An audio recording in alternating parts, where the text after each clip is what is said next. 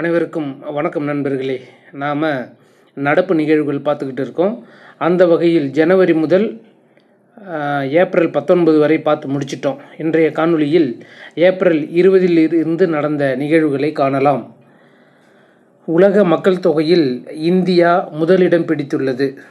அதாவது 142.86 கோடியை தொட்டு முதலிடத்தில் இருந்த சீனாவை பின்னுக்கு தள்ளி இந்தியா முதலிடத்தில் உள்ளது.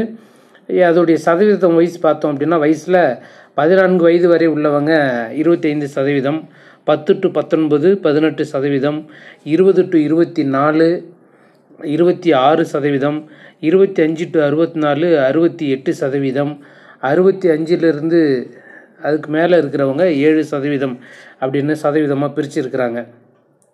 இப்போ இரண்டாம் இடத்தில் இருக்கக்கூடிய சீனாவை பார்த்தோம் அப்படின்னா, நம்ம ரெண்டு பேருமே 142 கோடி தான். ஆனால் 0.86 0.57 அப்படிங்கிறதுல தான் நமக்கு வித்தியாசம். ஒரு பாயிண்டாக இருந்தாலும் நம்ம தாண்டிட்டோம்ல. 1950 முதல் உலக மக்கள் தொகை புள்ளி விவரங்கள் சேகரிக்கப்படுகின்றன. இன்றைய இதில் வந்து நாம் 142 இருக்கோம். அதே 2050 இந்தியாவுடைய மக்கள் தொகை 166 இருக்கும், 66 கோடி. அதே சீனாவுடைய பாருங்கள், நெகட்டிவில் போயிட்டு இருக்குது, 131.7 கோடி. இந்த கொரோனா வந்தது சீனாவுக்கு ஒரு பெரிய ப்ளஸ்ஸாக தான் இருக்குது. ஏன் அப்படின்னா, மக்கள் தொகை வந்து கட்டுப்பாட்டுக்குள் இருந்துச்சுன்னா பொருளாதாரம் வந்து நல்ல முன்னுக்கு வரும் அப்படிங்கிறது பொருளாதார நிபுணர்களின் கருத்து. அந்த வகையில் சீனா வந்து எதிர்காலத்தில் இன்னும் பல பொருளாதாரத்தில் மிகப்பெரிய அளவில் மாற்றங்களை உண்டாக்கும். ஆனால் இந்தியாவின் எதிர்காலம் தான் மக்கள் தொகையை பொறுத்தவரை கேள்விக்குறியில் இருக்க போகுது. ஏன்னா 166 கோடிங்கும்போது எங்கே இருக்குதுன்னு பாருங்கள். அப்போ இந்திய ஆண்களின் சராசரி ஆயுட்காலம் வந்து 71, இந்திய பெண்களின் சராசரி ஆயுட்காலம் வந்து 74. அடுத்தது தேசிய குவாண்டம் திட்டம், இதுக்கு வந்து ஒப்புதல் கொடுத்துருக்காங்க. யார் அப்படின்னா, குவாண்டம் தொழில்நுட்ப மேம்பாட்டுக்கு உத்வேகம் அளிக்கும் தேசிய திட்டம் 2023-24 முதல் 2030-31 வரை 6003 கோடியில் செயல்படுத்த ஒப்புதல் அளிச்சிருக்காங்க. அடுத்தது முதல் உலகளாவிய பௌத்த மாநாடு டெல்லியில் பிரதமர் அவங்க துவக்கி வைக்கிறாங்க. இந்த ஆண்டுக்கான கருப்பொருள் என்ன அப்படின்னா, responses to contemporary challenges, philosophy to praxis. அடுத்தது G20 விண்வெளி பொருளாதார தலைவர்கள் கூட்டம் மேகாலயாவில் உள்ள ஷில்லாங்கில் 26/9 கூட்டம் நடைபெற இருக்குது. இந்த G20 உருவான வருஷம் என்ன அப்படின்னா 26/9 1999 தான் அந்த G20 உருவாக்கப்பட்டது. அடுத்தது சட்டத்திற்கு புறம்பாக திரைப்படம் இணையத்தில் வெளியாவதை தடுக்க ஒளிப்பதிவு சட்ட திருத்த மசோதா 2023 ஒப்புதல் அளிச்சிருக்கிறாங்க. அடுத்ததாக 1250 ஏக்கர் பரப்பளவில் 4362 கோடி மதிப்பீட்டில் ஆந்திராவில் முலப்பேட்டா பசுமை துறைமுகத்துக்கு அடிக்கல் நாட்டியிருப்பார் அந்த மாநில முதல்வர் ஜெகன்மோகன் ரெட்டி. அடுத்தது இணைய வழி பரிவர்த்தனை பட்டியலில் சென்னை வந்து 5ஆம் இடத்துல இருக்குது. அப்போ முதல் 4 இடம் பார்த்தோம் அப்படின்னா, முதல் இடத்துல பெங்களூர், 2ஆம் இடம் தில்லி, 3ஆம் இடம் மும்பை, 4ஆம் இடம் புனே. இதை யார் அறிக்கை விட்டுருப்பான்னா, வேர்ல்ட் லைன் இந்தியா தனியார் நிறுவனம் இந்த லிஸ்ட்டு கொடுத்துருப்பாங்க. இந்தியாவில் பணி செய்ய சிறந்த நிறுவனங்கள் பட்டியலில் முதல் இடம் இருக்கிறது என்ன அப்படின்னா, டாடா கன்சல்டன்சி தான் முதல் இடத்துல இருக்குது. இந்த TCS உடைய தலைமையகம் எங்கே இருக்குன்னா மும்பையில் இருக்குது. இதனுடைய நிறுவனர் JRT டாட்டா. 3வது இடம் வந்து மோர்கன் ஸ்டான்லி நிறுவனமும், 2வது இடம் வந்து அமேசான் நிறுவனமும் இந்தியாவில் தொழில் தொடங்குவதற்கான சிறந்த நிறுவனங்கள் பட்டியலில் இருக்குது. இந்த லிஸ்ட்டை கொடுத்தது விங்க்டின் நிறுவனம். அடுத்தது வட அயர்லாந்து மலையேற்ற வீரரான நோயல் ஹெனா 10வது முறை வந்து எவரெஸ்ட் சிகரத்தில் ஏறி சாதனை படைச்சிருப்பார். ஆனால் எதிர்பாராத விதமாக நேபாளம் அன்பூர்ணா சிகரத்தில் இறங்கி வரும் வழியில் இவங்க என்ன பண்ணிடுறாங்கன்னா இறந்துடுறாங்க. அடுத்ததாக ஏப்ரல் 21 இல்லம் தேடி ஆவின் திட்டம் வந்து 20/4/2023 தொடங்குறாங்க. இதை தொடங்கி வச்சது யார் அப்படின்னா விளையாட்டுத்துறை அமைச்சர் உதயநிதி ஸ்டாலின் அவங்க. அடுத்தது முன்னாள் பிரதமர் விபி சிங்குடைய முழு உருவ சிலையை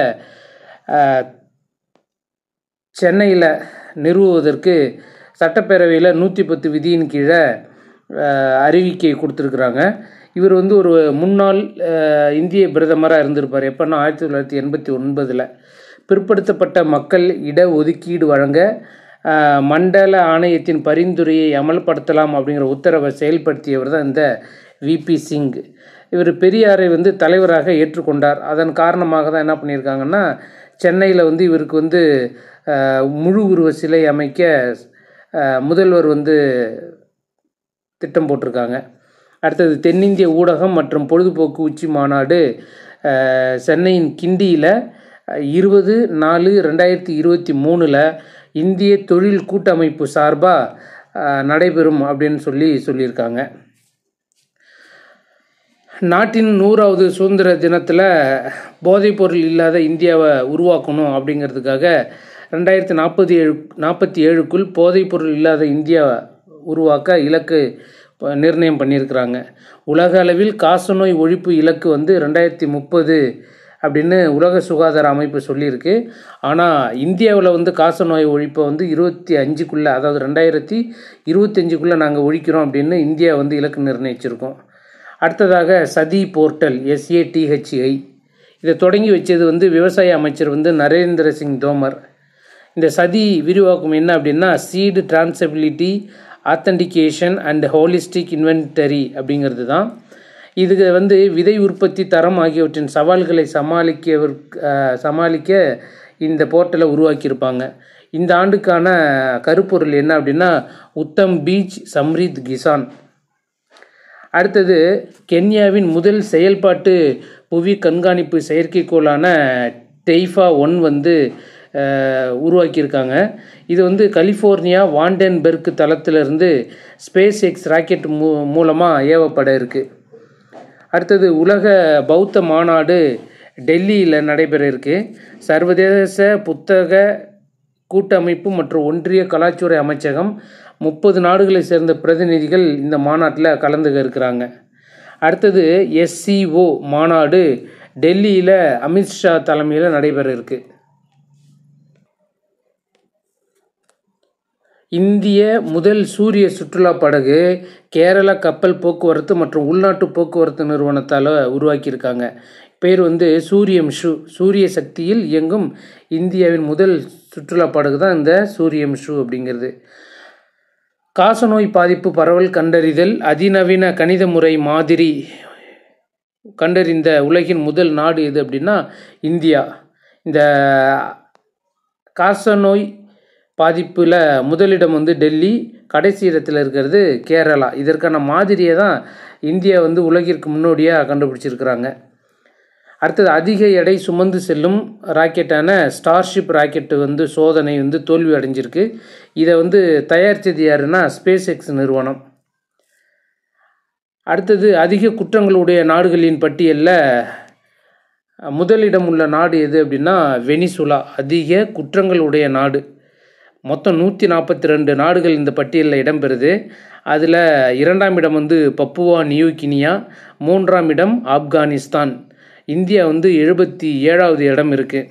இந்த லிஸ்ட்டில் கடைசி இடத்தில் உள்ள நாடுகள் வந்து 2 நாடு இருக்குது. ஒன்று கத்தார், மற்றொன்று UAE. அப்படின்னா என்ன? குற்றங்கள் இல்லாத நாடுகள், சட்டத்தை கனக்கச்சிதமாக மக்களுக்கு கொண்டு சேர்க்கிற நாடு அப்படிங்கிறது கடைசி இடம். அப்படிங்கிறது ஏதோ பட்டியலில் கடைசி கிடையாது. நேர்மையாக சட்டத்தை வந்து மக்களுக்கு அளிக்கிற நாடு அப்படிங்கிற பட்டியலில் தான் இந்த கடைசி இடம்ங்கிறது. அப்போது சட்ட ஒழுங்கு மிக கேவலமாக உள்ள நாடு பட்டியலில் வெனிசுலா முதல் இடமும், இந்தியா பார்த்தோம் அப்படின்னா 77வது இடம். மொத்தம் 140 அப்படிங்கும்பொழுது 77வது இடம்ங்கிறது மிடில் இருக்கக்கூடியது. அடுத்ததாக ஏப்ரல் 22 நடந்த நிகழ்வு பார்க்குறோம். ஏப்ரல் 22 வந்து உலக பூமி தினமாக கடைபிடிக்கிறோம். இந்த ஆண்டுக்கான கருப்பொருள் வந்து இன்வெஸ்ட் இன் அவர் பிளான்ட் அப்படிங்கிறது தான் இந்த ஆண்டுக்கான கருப்பொருள்.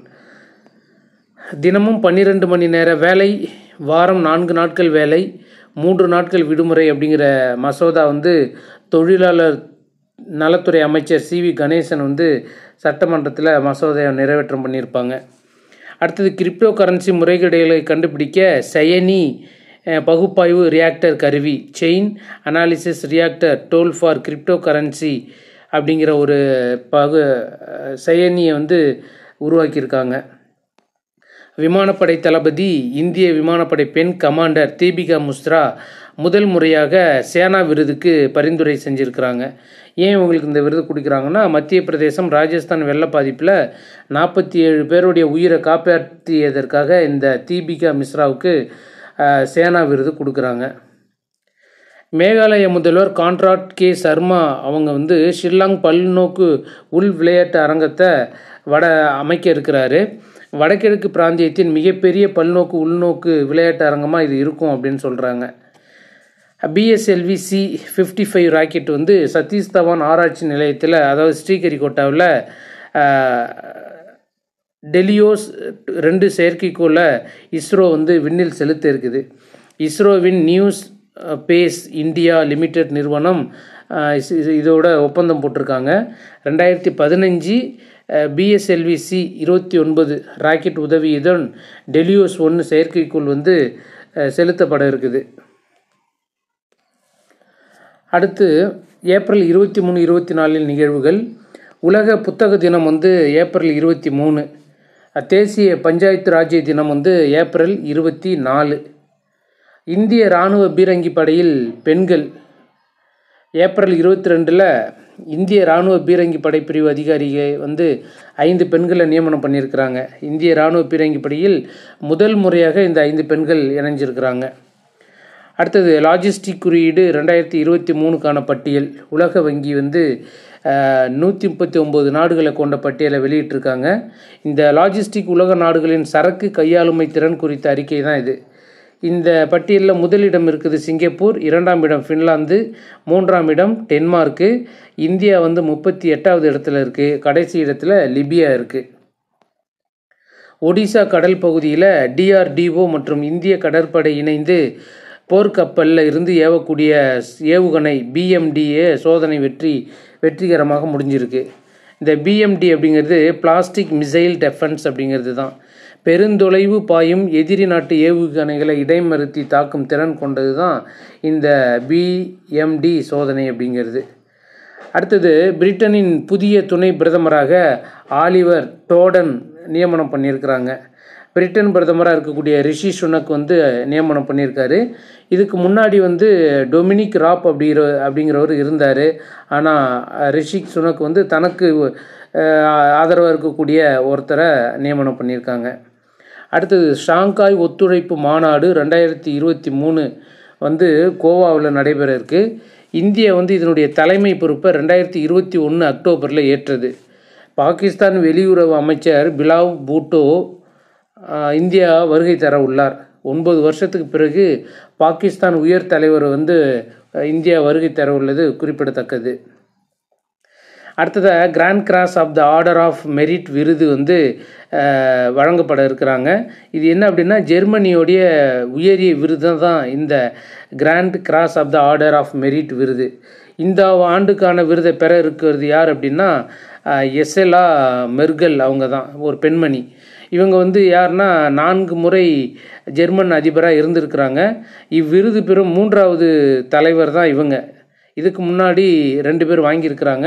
யாருன்னா கோன்ராட் மற்றும் ஹெல்மட் கோல் ஆகிய 2 பேரும் ஏற்கனவே இந்த விருதை வாங்கியிருப்பாங்க. ஜெர்மனி உயரிய விருது பெறும் 3வது நபர் தான் இந்த ஏசெலா மெர்கல். அடுத்ததாக ஏப்ரல் 25 உலக மலேரியா தினமாக ஏப்ரல் 25 கடைபிடிக்கிறோம். ஐநா சபை வந்து 25/4/2007 உலக மலேரியா தினத்தை கடைபிடிக்க ஆரம்பித்தாங்க. அன்று முதல் நம்ம தொடர்ச்சியாக கடைபிடிக்கிறோம். அது மட்டும் இல்லாமல் உலக தடுப்பூசி வாரமாக ஏப்ரல் 24 to 30 நாம் கடைபிடிக்கிறோம். அடுத்ததாக ஆப்ரேஷன் காவிரி திட்டம் அப்படின்னு ஒன்று ஆரம்பிச்சிருக்கோம். ஏன் அப்படின்னா, சூடானில் இராணுவம் துணை இராணுவத்துக்கு இடையே வந்து அதிகார போட்டி நடக்குது. அங்கே இருக்கக்கூடிய 3000 இந்தியர்களை மீட்குவதற்காக இந்தியா வந்து தொடங்கி இருக்கிற திட்டம் தான் இந்த ஆப்ரேஷன் காவேரி திட்டம். இதில் இவங்களை மீட்பதற்காக INS சுமேதா மற்றும் விமானப்படை வந்து பங்கேற்க இருக்குது. இந்த திட்டத்துடைய ஒருங்கிணைப்பாளராக வி முரளிதரன், அதாவது வெளியுறவுத்துறை இணை அமைச்சராக இந்த வி முரளிதரன் ஒருங்கிணைப்பாளராக இருப்பார். அது மட்டும் இல்லாமல் இந்தியா மேற்கொண்ட சில ஆப்ரேஷன் பேர் எது அப்படிங்கிறத பார்க்குறோம். ஆப்ரேஷன் கங்கா அப்படிங்கிறது உக்ரைன் ரஷ்யா படையெடுப்பின் போது இந்தியர்களை மீட்டது தான் இந்த ஆப்ரேஷன் கங்கா. ஆப்ரேஷன் தோஸ்த் அப்படிங்கிறது துருக்கி சிரியாவில் ஏற்பட்ட நிலநடுக்கத்தில் பாதிக்கப்பட்டவர்களை மீட்கிறதுக்காக உருவான ஒரு அமைப்பு தான் ஆப்ரேஷன் தோஸ்த். அடுத்தது ஆப்ரேஷன் தேவி சக்தி அப்படிங்கிறது தலிபான்களால் பாதிக்கப்பட்ட ஆப்கானிஸ்தானில் உள்ள இந்தியர்களை மீட்டது தான் இந்த ஆப்ரேஷன் தேவி சக்தி அப்படிங்கிறது. அடுத்ததாக சர்வதேச கீதை மகோத்சவம் வந்து ஆஸ்திரேலிய தலைநகர் சிட்னியில் நடைபெற இருக்கு. கீதையின் கருத்துக்களை மக்களிடம் கொண்டு செல்லும் சர்வதேச கீதை மகோத்சவம் தான் இந்த கூட்டம்.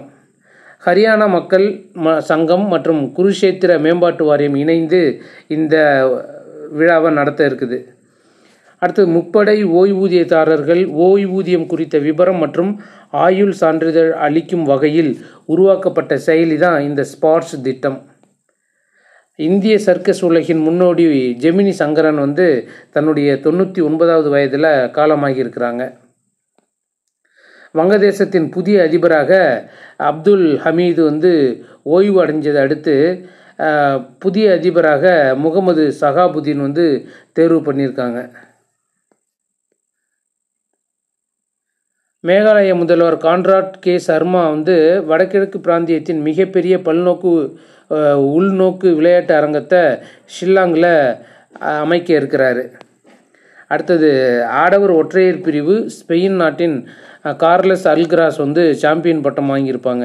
இந்த போட்டி வந்து ஜெர்மனியில் நடைபெற்றது. இது வந்து இவருடைய 9வது சாம்பியன் பட்டம். அடுத்தது ஸ்பெயின் பார்சிலோனா ஓப்பன் டென்னிஸ் போட்டி வந்து போலந்து நாட்டின் இகா ஸ்கிவியாடெக் மகளிர் ஒற்றையர் பிரிவில் சாம்பியன் பட்டம் வாங்கியிருப்பாங்க.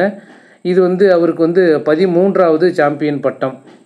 அடுத்தது வந்து சிட்னி கிரிக்கெட் மைதானம் வந்து அதனுடைய என்ட்ரன்ஸில் ஷார்ஜா கிரிக்கெட் மைதான பார்வையாளர் மாடம் ஒன்றை அமைச்சிருக்கிறாங்க. இதில் வந்து இந்திய வீரர் சச்சின் பெயரை அதில் சூட்டியிருக்கிறாங்க. அடுத்ததாக ஏப்ரல் 26 உலக அறிவுசார் சொத்து தினமாக இந்த ஏப்ரல் 26 கடைப்பிடிக்கிறாங்க. கேரளாவின் முதல் வந்தே பாரத் எக்ஸ்பிரஸ் வந்து திருவனந்தபுரத்திலிருந்து காசர்கோடு வரைக்கும் பிரதமர் தொடங்கி வைக்க இருக்கிறாங்க. முதல் வந்தே பாரத் சேவை வந்து டில்லியிலிருந்து வாரணாசி வரைக்கும் 2019 மோடி அவங்க தொடங்கி வச்சுருப்பாங்க. முதல் எண்ம அறிவியல் பூங்கா வந்து திருவனந்தபுரத்தில் தொடங்க இருக்கிறாங்க. இது வந்து நாட்டின் முதல் எண்ம அறிவியல் பூங்காவாக இருக்கும்.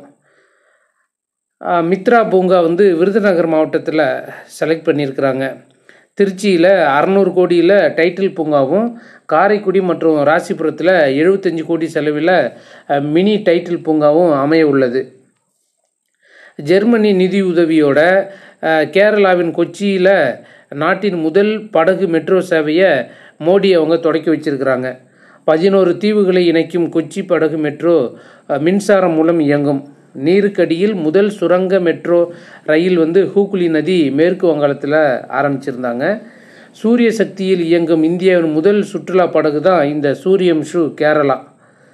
சூரியம்ஷு எனப்படும் படகு வந்து கேரளாவில் ஆரம்பிக்க இருக்கிறாங்க. அடுத்ததாக யூனியன் பிரதேசத்தில் முதல் மருத்துவக் கல்லூரி அமைச்சிருக்கிறாங்க. எவ்வளோன்னா 203 கோடியில் செலவில்.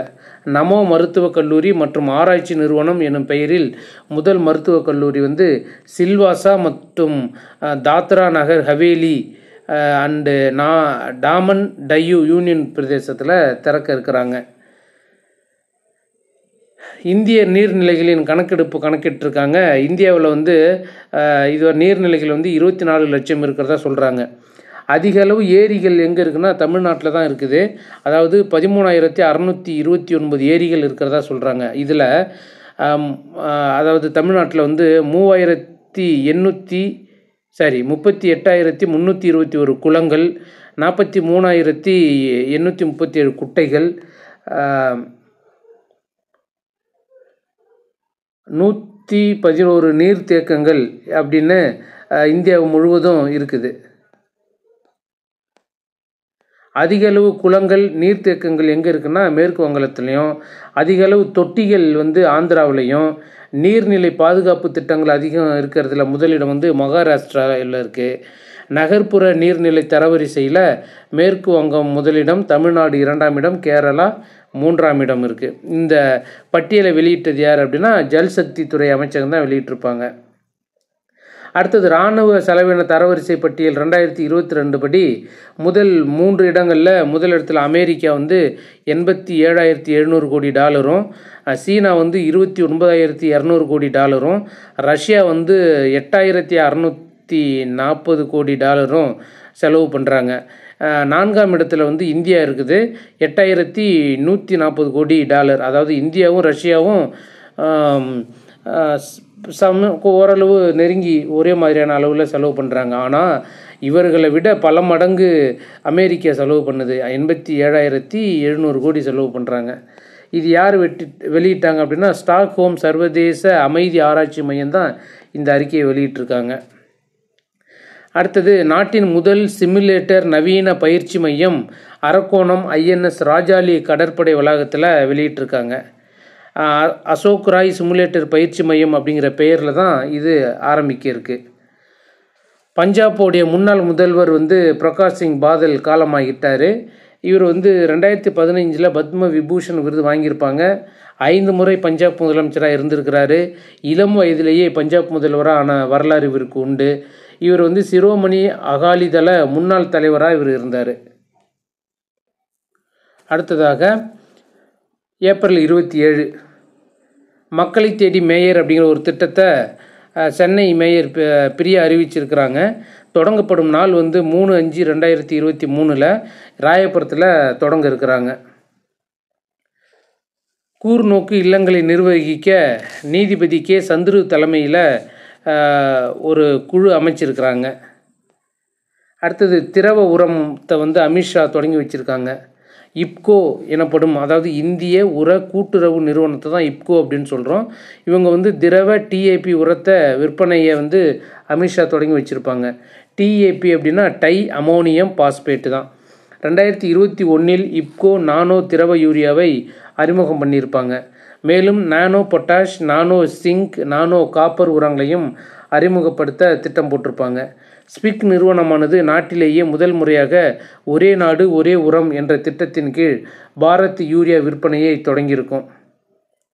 தலாய் லாமா விருது வந்து இப்போ தான் ஒப்படைச்சிருக்கிறாங்க. அதாவது பௌத்த மதத்தை காக்கும் திபெத் சமூகத்தின் போராட்டத்தில் தலைமைத்துவத்தை அங்கீகரிக்கும் வகையில் 1959 தலாய் லாமாவுக்கு வந்து ராமன் மகசேச விருது வந்து அறிவிச்சிருப்பாங்க. அதை இமாச்சல பிரதேசம் தர்மசாலாவில் 64 ஆண்டுகளுக்கு பிறகு வந்து அவரிடம் ஒப்படைச்சிருக்கிறாங்க. அடுத்ததாக ஆஷா போஸ்லேவுக்கு வந்து லதா தீனாநாத் மங்கேஷ்கர் விருது கொடுத்துருக்குறாங்க. இவ்விருதினை பெறும் 2வது நபர் இவங்க. அப்படின்னா முதல் விருது யாருக்கு கொடுத்துருக்காங்கன்னா பிரதமருக்கு கொடுத்துருப்பாங்க. ஒரே பூமி ஒரே ஆரோக்கியம் இந்தியாவின் சாதகமான சுகாதாரம் 2023 எனும் கருப்பொருளில் புதுடில்லியில் கருத்தரங்கம் நடைபெறுகிறது. அடுத்ததாக 157 செவிலியர் கல்லூரிகள் இந்தியா முழுவதும் ஓப்பன் பண்ண ஒப்புதல் கொடுத்துருக்குறாங்க மத்திய அரசு. 1570 கோடியில் இந்த 157 செவிலியர் கல்லூரி வர இருக்குது. அந்த 157 தமிழ்நாட்டுக்கு 11 செவிலியர் கல்லூரிகள் வர இருக்குது. சமீபத்தில் தான் யூனியன் பிரதேசத்தின் முதல் மருத்துவக் கல்லூரி ஹவேலி மற்றும் டாமன் டையூவில் நமோ மருத்துவ கல்லூரி மற்றும் ஆராய்ச்சி நிறுவனம் என்னும் பெயரில் தொடங்கப்பட்டிருக்கும். அது மட்டும் இல்லாமல் வடகிழக்கு மாநிலத்தின் முதல் எய்ம்ஸ் மருத்துவக் கல்லூரியை அசாம் மாநிலம் குவஹாத்தியில் சமீபத்தில் தொடங்கியிருப்பாங்க. அடுத்ததாக ஜப்பான் விண்கலம் என்ன பண்ணியிருக்காங்க அப்படின்னா ஸ்பேஸ் அவங்க தயாரித்த ஹைகுடோ விண்கலம் வந்து நிலவில் தரையிறங்குற முயற்சி வந்து தோல்வி அடைஞ்சிருக்கும். ஏன் அப்படின்னா இந்தியா வந்து சமீபத்தில் வந்து மங்கள்யானம் அனுப்பிச்சு. அதுக்காக ஜப்பான் வந்து அனுப்பணும் அப்படிங்கிற ஒரு கட்டாயத்தில் அனுப்புனாங்க. ஆனால் அவங்க வந்து அந்த முயற்சி வந்து சமீபத்தில் தோல்வியில் அடைஞ்சிருக்கு. 2022 டிசம்பரில் ஸ்பேஸ் எக்ஸ் ராக்கெட் மூலியமாக இவங்க நிலவுக்கு அனுப்புனாங்க. ஆனால் நிலவுக்கு வந்து வெற்றிகரமாக விண்கலங்களை தரையிறக்கிய நாடுகள் பட்டியலை பார்க்குறோம். முதல் இடத்துல அமெரிக்கா, 2வதாக ரஷ்யா, 3வதாக சீனா இருக்குது. அதற்கு அடுத்தபடியாக சமீபத்தில் இந்தியாவும் இந்த பட்டியலில் இணைஞ்சிருக்கும். அடுத்ததாக உலகின் முதல் ஆளில்லா விமான தாங்கி கப்பல் டிசிஜி அனடோலு அப்படிங்கிறத துருக்கி வந்து உருவாக்கியிருக்கிறாங்க. இதுதான் துருக்கியுடைய மிகப்பெரிய போர்க்கப்பல்னு சொல்கிறாங்க. ஆளில்லா போர் விமானங்களை கையாளும் வகையில் தயாரிக்கப்பட்டிருக்கு. போர்க்கப்பலையும் துறைமுகங்களையும் அழிக்கக்கூடிய கதிர்வீச்சு சுனாமியை ஏற்படுத்தும் ஆளில்லா நீர்மூழ்கி படகின ஹெயில் 2 அதுதான் அந்த படகு. இது வந்து வடகொரியா வந்து சமீபத்தில் மீண்டும் சோதனை செஞ்சுருக்கிறதா பார்த்துருந்தோம். அதுபோல் சூரியம் ஷூ அப்படிங்கிற சூரிய சக்தியில் இயங்கும் இந்தியாவின் முதல் சுற்றுலா படகை கேரளாவில் சமீபத்தில் வந்து தொடங்கியிருப்பாங்க. அடுத்ததாக ஏப்ரல் 28 சுதந்திரிய வீர் கௌரவ் தினமாக இந்த மே 28 கொண்டாடுறோம். இந்த தினம் வந்து வி.டி. சவர்கார் அவருடைய பிறந்த தினம். இது மட்டும் இல்லாமல் பாதுகாப்பு மற்றும் உடல் நலத்துக்கான உலக நாளாக இந்த ஏப்ரல் 28 நம்ம கொண்டாடுறோம். மதுரையில் வந்து கலைஞர் நூற்றாண்டு நூலகம் வந்து ஜூன் 3, 2023 திறக்க இருக்கிறாங்க. இதுக்கு வந்து அடிக்கல் வந்து 11/1/2023 அடிக்கல் நாட்டியிருப்பாங்க. 2 லட்சம் சதுர அடி பரப்புல 8 தளங்கள் அமைய உள்ளது. ஏற்கனவே அண்ணாவின் 102வது பிறந்த நாளை முன்னிட்டு அண்ணா நூற்றாண்டு நூலகம் 2018 வந்து தொடங்கியிருப்பாங்க. அடுத்ததாக இந்தியா பிரிட்டன் இடையேயான இராணுவ பயிற்சியை பார்க்குறோம். அதனுடைய பெயர் தான் அஜய் வாரியர் இராணுவ பயிற்சி. 2 வருஷத்துக்கு ஒரு முறை நடக்கும். இது வந்து 7வது முறையாக இப்போ சமீபத்தில் நடக்க இருக்குது. எங்கே நடக்குது அப்படின்னா பிரிட்டனுடைய சாலிஸ்பரி சமவெளி பகுதியில் நடக்குது. ஏற்கனவே 6வது பயிற்சி வந்து 2021 உத்தரகாண்டில் நடந்துச்சு. இது மட்டும் இல்லாமல் இந்தியாவுடைய மற்ற பயிற்சியை பார்க்குறோம் அப்படின்னா அல் மெஹத் அல் ஹிந்தி இராணுவ பயிற்சி வந்து இந்தியாவுக்கும் சவுதிக்கும் இடையே சவுதியின் ஜூபைலில் நடந்துச்சு. அடுத்ததாக கொங்கன் பயிற்சி வந்து இந்தியாவுக்கும் பிரிட்டனுக்கும் இடையில் அரபிக்கடலில் நடந்துச்சு. அடுத்தது கவாச் பயிற்சி வந்து இந்திய இராணுவ பிரிவு முப்படைகள் மற்றும் கூட்டு இராணுவ பயிற்சி எல்லாமே சேர்ந்து நம்முடைய அந்தமான் தீவில் நடந்துச்சு. அடுத்ததாக வாயு பிரகார் அப்படிங்கிற ஒரு பயிற்சி வந்து இந்திய தரைப்படை மற்றும் விமானப்படையின் கூட்டு இராணுவ பயிற்சி இந்திய கிழக்கு பிரிவுகளில் நடந்துச்சு. அடுத்ததாக உலகின் பணக்கார நகரங்கள் பட்டியலை வெளியிட்டிருக்காங்க. இதில் வந்து 97 நகரங்களை கணக்கில் எடுத்திருக்கிறாங்க. அந்த வகையில் இந்தியாவிலுடைய மும்பை 21வது இடத்திலும், டெல்லி 36வது இடத்திலும், கொல்கத்தா 63வது இடத்திலும், ஹைதராபாத் வந்து 65வது இடத்துல இருக்குது. அப்படின்னா முதல் இடத்துல நியூயார்க்கு, 2ஆம் இடத்துல டோக்கியோ, 3ஆம் இடத்துல சான் பிரான்சிஸ்கோ வளைகுடா, 4ஆம் இடத்துல லண்டன், 5ஆம் இடத்துல தான் சிங்கப்பூர் இருக்குது. அடுத்ததாக சாந்தோக்பா மனிதநேய விருது வந்து ஸ்ரீ ராமகிருஷ்ண அறிவுசார் அறக்கட்டளையின் சாந்தோக்பா மனிதநேய விருது வழங்கப்பட இருக்கிறாங்க. லடாக் மாணவர்கள் கல்வி மற்றும் கலாச்சார இயக்க நிறுவனர் மற்றும் இயக்குனர் சோனா வாங்சுக்கு இந்த விருது கொடுக்க இருக்கிறாங்க. அடுத்ததாக உலக யூனிகார்ன் நிறுவனங்கள் குறியீடில் முதலிடத்தில் வந்து அமெரிக்கா 666 நிறுவனங்களுடன் முதலிடத்திலும், சீனா வந்து 2ஆம் இடத்தில் 316 நிறுவனங்களுடன் 2ஆம் இடத்திலும், இந்தியா 68 நிறுவனங்களுடன் 3ஆம் இடத்திலும் இருக்குது. நகரங்கள் பட்டியலில் பார்த்தோம் அப்படின்னா பெங்களூரு 5வது இடத்திலும், இந்திய நிறுவனங்களான பைஜூஸ், ஸ்விக்கி, ட்ரீம்11 ஆகிய நிறுவனங்கள் இதில் இருக்குது. அடுத்ததாக ஆசியா இளையோர் தடகள போட்டி வந்து உஸ்பெகிஸ்தானில் நடந்துச்சு. இதில் வந்து இந்தியாவின் சார்பில் 1500 மீட்டர் ஓட்டப்பந்தயம் பிரிவில் பிரியான்ஷ்கு வந்து தங்கப்பதக்கத்தையும் ராகுல் வந்து வெள்ளிப்பதக்கத்தையும் வென்றிருப்பாங்க. அடுத்தது 5 கிலோமீட்டர் நடைப்பந்தயத்தில் ஆர்த்தி வெண்கலப் பதக்கத்தை வாங்கியிருக்காங்க. நீளம் தாண்டுதலில் முபாசினா முகமது வந்து வெண்கலப் பதக்கம் வாங்கியிருப்பாங்க. அடுத்ததாக ஏப்ரல் 29 தமிழ் கவிஞர்கள் தினமாக இந்த ஏப்ரல் 29 கடைப்பிடிக்கிறோம். ஏன் அப்படின்னா இது வந்து பாரதிதாசன் பிறந்த நாளை தான் தமிழ் கவிஞர்கள் தினமாக கடைப்பிடிக்கிறோம். அடுத்ததாக சர்வதேச நடன தினம் வந்து ஏப்ரல் 29. எல்ஐசியுடைய புதிய தலைவராக சித்தார்த் மொஹந்தி வந்து பதவியேற்றிருக்காரு. இவருடைய பதவிக்காலம் வந்து 7/6/2025 வரை, இல்லைன்னா அவருக்கு வந்து 62 வயது கம்ப்ளீட் ஆகிற வரைக்கும் அவர் பதவி காலத்தில் இருப்பார். தமிழ்நாடு புதுவை கடற்படை அதிகாரியாக ரவிக்குமார் திங்ரா பொறுப்பேற்றுள்ளார். ஷாங்காய் ஒத்துழைப்பு கூட்டமைப்பு நாடுகளின் பாதுகாப்பு அமைச்சர்கள் கூட்டம் டெல்லியில் நடைபெற்றது. இதில் இந்த ஒத்துழைப்பு மாநாட்டில் ரஷ்யா, சீனா, உஸ்பெகிஸ்தான், கிர்கிஸ்தான், தஜிகிஸ்தான், கஜகஸ்தான் ஆகிய பாதுகாப்பு அமைச்சர்கள் பங்கேற்க இருக்கிறார்கள். தேசிய சிறுதானிய தொழில் மாநாடு வந்து சென்னையின் காட்டாங்குளத்தூரில் நடக்க இருக்குது. இதை தொடங்கி வைப்பவர் வந்து மத்திய உணவுப்படுத்துதல் இணையமைச்சர் பிரகலாத் சிங் பட்டேல் தான் தொடங்கி வைக்க இருக்கிறாரு. மற்ற மாநாடுகள் பார்த்தோம் அப்படின்னா உத்தரப்பிரதேசம் வாரணாசியில் சர்வதேச காசநோய் மாநாடு நடைபெற இருக்குது. டெல்லியில் வந்து உலக சிறுதானியங்கள் மாநாடு நடைபெற இருக்குது. 6வது பிம்ஸ்டெக் உச்சி மாநாடு வந்து தாய்லாந்தில் நடைபெற இருக்குது. அடுத்ததாக உலகக்கோப்பை கூடைப்பந்து போட்டி 2026 ஜெர்மனி வந்து பெண்களுக்கான உலகக்கோப்பை கூடைப்பந்து போட்டியை நடத்த இருக்குது. 2027 கத்தார் வந்து ஆண்களுக்கான உலகக்கோப்பை கூடைப்பந்து போட்டியை நடத்த இருக்குது. 3வது முறையாக ஆசியாவில், அதாவது 2019, 2023, அடுத்ததாக 2027 நடைபெற இருக்குது. ஏற்கனவே 2 முறை வந்து ஆசியாவில் நடந்திருக்கு. இந்த கத்தாரில் நடக்கிறது 27 நடக்கிறதெல்லாம் 3வது முறையாக ஆசியாவில் நடைபெற இருக்குது.